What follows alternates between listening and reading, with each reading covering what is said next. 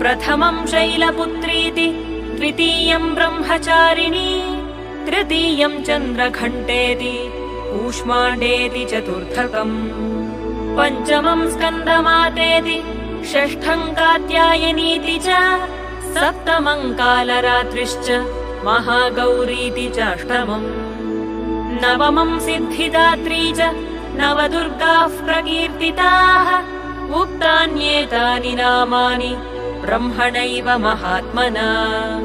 अग्निना दह्यमानस्तु शत्रुमध्ये गतोरणे, विषमे दुर्गमे चैव भयार्ताः शरणं गताः, न तेषां जायते किञ्चित् अशुभं रणसङ्कटे, नापदं तस्य पश्यामि शोकदुःखभयं न हि।